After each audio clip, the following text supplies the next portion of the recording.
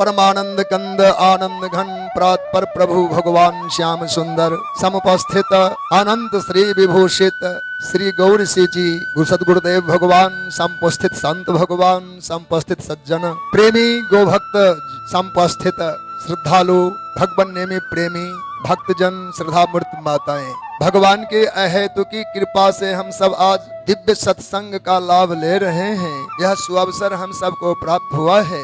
जिन अमोघ संत भगवान का दर्शन कल्पना जैसी सपना जैसी कभी चाह करके कर सकते थे, कभी जाना होता और वह इतना सुलभ हो गया है। जन मरुभूमि कल्प तरु जामा, मरुभूमि में तिनके नहीं उगते और वहाँ कल्प वृक्ष उग जाए, वैसे ऐसे दयालु संत भगवान सहज जो प्राप्त होने वाले नहीं और आम सुख हमको दे रहे हैं, सहज लाभ हम सबको मिल रहा है। इतने आसपास से हम दर्शन करते हैं, यह बड़े सौभाग्य की बात है। मानव जीवन की सार्थकता इन्हीं पुनीत कर्मों में निहित है। वस्तुतः भगवान ने हम सबको यह शरीर दे करके बहुत बड़ा उपकार किया है, पर मानव जीवन धन्य हो, कृतकृत्य हो, कृतार्थ हो, इसके लिए हमें क्या करना चाहिए। मानसकार भगवान तुलसी जी ने लिखा, परहित सरिस धर्म नहीं भाई, पर पीरा सम नहीं अधमाई। परोपकार जैसा तो कोई पुण्य नहीं है, औरों को दुखाने जैसा कोई पाप नहीं है। पुण्य अनेक होंगे, पाप भी अनेक होंगे, प्रधानता से परोपकार सर्वोपरि पुण्य है, औरों को सताना सबसे बड़ा पाप है। यह परोपकार प्राणी मात्र के हित में हो, जगत हित में हो, लोक हित में हो, सर्व हित में हो, यह सौभाग्य से हम सबको अवसर मिला है। तो भले उपायो दाउड़े, जीती हुई बाजी हार के जाना बुद्धिमत्ता मानव की नहीं है। असमय बहुत है ऐसा सोचना भी ठीक बात नहीं है। मनुष्य को लगता तो है हम तो बहुत समय वाले हैं, अभी तो बचपन है, अभी तो जवानी है, अभी तो व्यवहार चलाना है, ये सब सोचते विचारते हम रहते हैं। पर सच्चाई ये है कि समय बहुत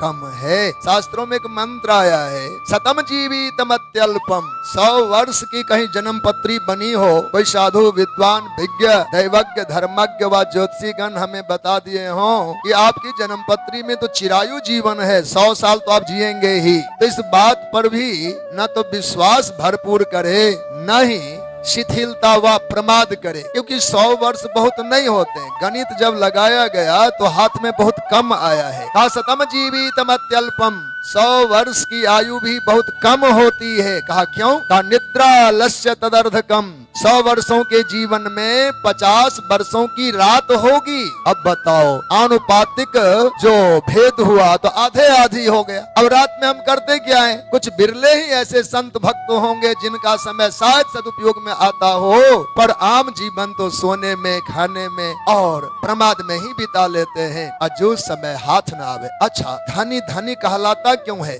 कि धन का सदुपयोग करे, धन व्यर्थ चला जाए, किस बात का धनी। ऐसे जीवन में हम जीवन के धनी माने जा सकते हैं यद्यप जीवन का सदुपयोग हो। हमारी रातें बातों में बीत जाए, सोने में बीत जाए, तो क्यों मानूं कि मैं रात का भी धनी हूँ। इसलिए जीवन में 100 वर्ष की आयु में 50 वर्ष तो रातों में बीतेगी ही, और वह अपने हक का नहीं रहा, क्योंकि उसमें कोई परमार्थ नहीं साधा जा सकता, परोपकार नहीं किए जा सकते, कल्याण के कार्य नहीं होते, और कल्याण का कार्य नहीं हुआ वह समय गिनना भी उचित नहीं लगता। तो 50 वर्ष की आयु आधा हो गया। इनमें भी समस्या, काबाल रोग जरा दुखैर शेषु याति निष्फलम। बचपन में ज्ञान ही नहीं होता। कितनी सत्संग की बातें करें, कोई जन्मजात प्रबुद्ध हो तो हो सकता है कुछ ज्ञान अपना ले, नहीं तो बच्चे खेल में ही समय बिता देते हैं। ऐसे में बालपना का समय अबोधपन में बीता। आज जब कोई रोग लग जाता है तो क्या होता है? रोग लगने के बाद क्या हो सकता है? पैदल तीर्थ कर आवे, इस सत्संग चल करके आवे, कोई सुबह का ब्रह्म बेला में उठ के ध्यान पूजा कर सके। यह बात ज्ञान में हो सकता है, हम जानते जरूर होंगे, पर करना तो कठिन होगा ना, क्योंकि रोग की अवस्था ऐसी होती है। और जब कभी बुढ़ापा आ जाए तो बुढ़ापा में ज्ञान और अनुभव का तो हम पुंज बन जाते हैं। सारी ज्ञान मनुष्य को हो जाता है, क्योंकि जीवन भर अनुभव ही तो किया। पर क्या बुढ़ापे में किसी पाए हुए ज्ञान का सदुपयोग होगा? क्रियान्वित कर पाएंगे? कार्य में लगा पाएंगे? नहीं हो पाएगा। बुढ़ापा में अपने आप ज्ञानी कहला सकते हैं, पर उस ज्ञान का जैसा सम्यक उपयोग होता, ज्ञान से हम परमार्थ आदि साधते, वह शरीर की क्षमता नहीं है। तो बाल रोग जरा, और चौथा नाम है दुखैर। दुख कहते हैं व्यवहारिक जीवन में जो दिन रात हम सब लगे होते हैं, जीवन जीविका के साधनों में समय को लगाना, उसको शास्त्रों ने दुख कह दिया। चूंकि मानस की एक पंक्ति आपने शायद पढ़ा ही होगा, गृह कार्य नाना जंजाला ये अति दुर्गम शैल विशाला। गृह कार्य क्या है? नाना जंजाल है। पल पल में नए नए विचार, नए नए कार्य आते हैं। पल कहाँ मिलता है, पल खत कहाँ मिलती है, हम व्यस्त हुआ करते हैं।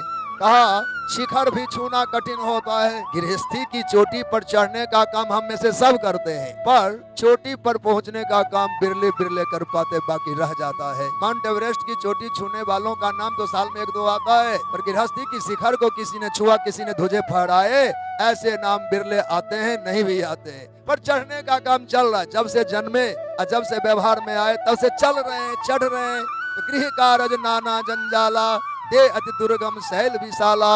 ये कठिन पर्वत है, दुर्गम पर्वत है, चढ़ना होता है, चढ़ कोई कोई पाता है। तो समय बचा कहाँ? तो जब सारे समय इनमें गए, दिन वाला भी, तो शेषो जाते निष्फलम। अब हम अब से सावधान ना हो जाए तो क्या संभव है कि हम परमार्थ साध पाएंगे? इसलिए ऐसे आज जो अवसर प्राप्त है हमारे जीवन में, हमारे जीवन का आज का दिन स्वर्णिम दिन है। आप संतों की कृपा का अवसर हमें प्राप्त हुआ है, आपके दर्शन का, आपके वचनामृत पान करने का सौभाग्य प्राप्त हुआ है। हम अपने भाग की आप ही सराहना करते हैं। आज हम बरभागी हैं। सज्जनों, मानव जीवन में मूल बातें तो जीवन का कल्याण करना। सभी जोनियां भोग जोनियां हैं, बद्ध जोनियां हैं। उनमें तो अपने कर्मानुसार वृक्ष को खड़ा रहने के लिए प्रकृति ने रख दिया, 100 साल खड़ा ही रहेगा, उसको हिलना डुलना नहीं है। वो बद्ध जोनी है, बंधा हुआ है। पर मानव को भगवान ने बांधा नहीं। मुक्ति के संपूर्ण साधन संबाय जुटा दिए। हमारे पास विपुल साधन है, हम मुक्ति को सहज साध सकते हैं। इसमें अनेकों सत्कर्मों सहित अब प्रातः काल की दिनचर्या निभाइए, आत्मसंतोष होता है। नित्य के भजन करने से भगवान कृपा से मुक्ति होगी। 2 पंक्ति रामायण की नित्य पाठ करिए, आपको आत्मसंतोष होगा। निश्चित बात है, 2-4 चौपाई पढ़ने वाला भी संसार से मुक्त होगा ही। लिखा है, शतपंच चौपाई मनोहर जान जो नर उर्धर है, दारुण अविद्या पंच जनित विकार श्री रघुबर हरै। 5 चौपाई पढ़ने में लगता कितना है? 2-4 मिनट ही तो लगेंगे। इसमें हमारा आत्म कल्याण हो जाएगा, क्यों नहीं करना चाहिए? गीता जी की 1-2 श्लोकों का नित्य पाठ कर लेना सरल से सरल बात है, और उस अर्थ विचार पूर्वक पढ़ने से श्लोकम श्लोकार्धम वा, 1 श्लोक, आधा श्लोक, चौथाई श्लोक का भी नित्य स्वाध्याय में कोई नियम पूर्वक धारण करे तो जानिए कि मुक्ति तो हो ही जाएगी। ये सब हमारे साधनों में कल्याण के साधन है, आत्म कल्याण के साधन है। भगवान नाम का आश्रय ले तो राम कृष्ण नाम का जप करके, गुरुजनों का स्मरण करके कल्याण को हम साध लेंगे। यह जो हमारे आत्म कल्याण के साधन संबाय हैं, उनमें परम पूज्या गौ माता सदा वंदनीया आराध्या पूज्या हैं। साथ ही आज के समय की आवश्यकता है, जब गौ माता हमारे जीवन का अंग बनी हुई